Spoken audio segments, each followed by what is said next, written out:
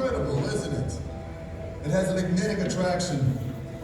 Each time I return to this city, it looks entirely different to me. There is no other place on this earth that attracts as much love, passion, and longing as Jerusalem. And more than anywhere else, this mountain, Mount Moriah. Here was the offering of Isaac. Here the first temple was built and destroyed. From here the Jews were exiled to Babylon. Here the second temple was built and destroyed. Thousands of believers and conquerors wept, fought, and prayed among these stones. Now, they have fallen silent. But once this spot looked very different. 3 times a year, Jews from all over came on pilgrimage here to God's house. On Sukkot, Pesach, and Shavuot, a very important commandment. Back then, it was no easy trip. The journey along the winding road to Jerusalem was long. People spent weeks trekking here.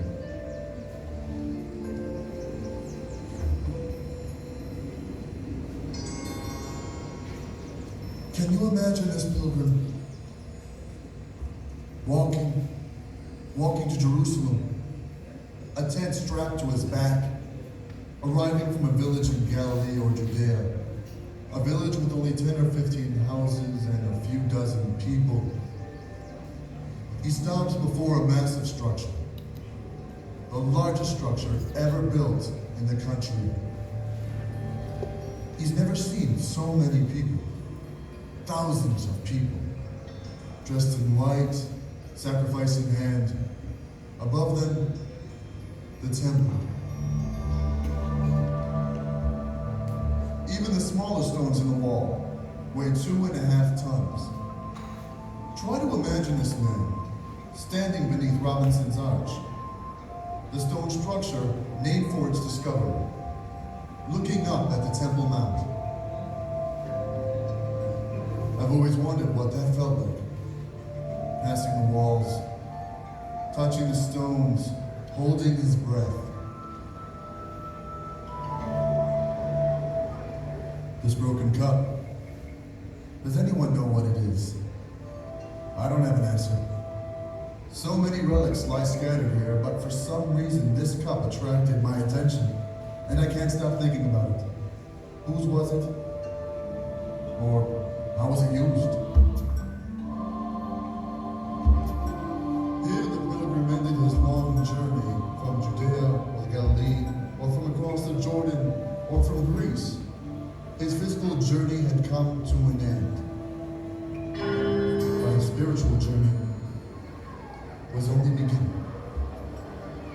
Hidden inside his robe is his bundle of coins, his wages of an entire year, or maybe more.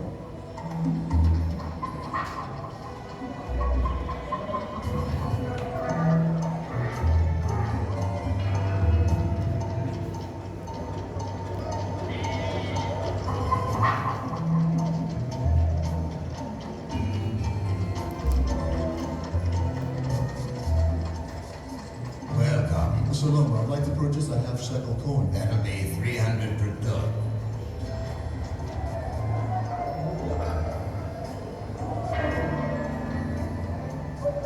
You're 4 short. And what if he doesn't have enough money?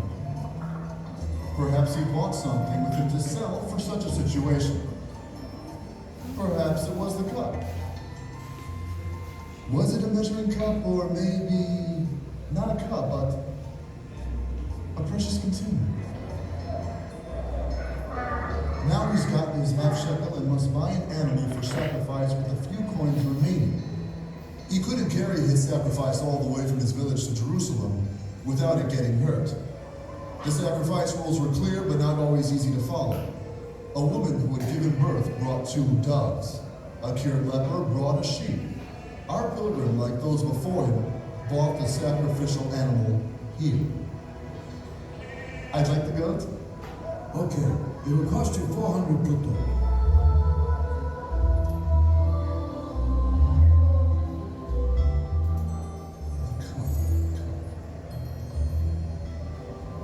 Perhaps a woman fainted, and he brought her some water.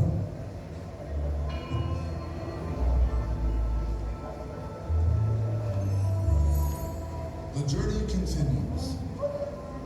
His body trembles as the moment approaches. Now he goes to one of the ritual baths. The degree of his purity depends upon him and his intentions alone. He enters the closed building. The stone steps are divided in two. He descends on one side, still in an impure state. He immerses his naked body, with nothing coming between him and the water. After he dips, he ascends on the other side of the staircase, purified. For this important moment of his life, he won't leave behind a trace of impurity.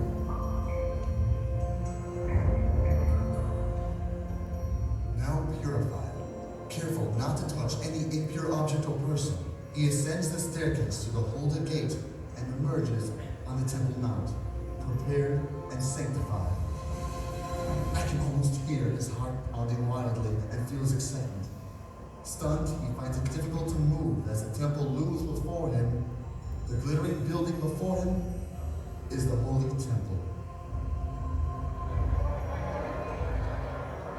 In awe, he proceeds onto the temple platform. Can you see it from his eyes? Behind him, the tall columns of the royal portico. A huge plaza filled with tens of thousands of people, purified, approaching the temple. The breathtaking building of colossal white stones, towering high above the courtyards. Opposite him, smoke rises from the sacrificial altar. Up to the barrier surrounding the temple, entrance is permitted to all. Only Jews may pass beyond it. Women can go as far as the women's court. Beyond a certain point, only the Levites and the priests may pass. Only priests are allowed into the closed building, and only the high priest may enter the Holy of Holies on Yom Kippur. The pilgrim probably never read the writings of ancient Greek and Roman authors about Israel. They speak of three wonders: the Dead Sea, in which all objects float, a single day of the week during which no work is done, and above all, the temple, which does not contain a single statue. The temple is not a gathering place, but the house of God. Thus, worshippers assemble around the temple, while the sacrifices are performed only by the priests. He presents the sacrifice to the priest. The priest raises his hands. The smoke ascends from the altar. I can almost smell it. And in the midst of all this, the pilgrim from a small village in the Galilee stands in awe. This was once a bustling place. We'll never know all the true details. We can only imagine how the temple looked, what the people looked like, what did they hear, what did they feel at this holy moment. We'll never really solve the mystery of the cup either. Still, I keep coming here to walk among the past and listen to its echoes. Sometimes I can even see him, see our pilgrim, finally turning to head home, but carrying a memory that will last a lifetime.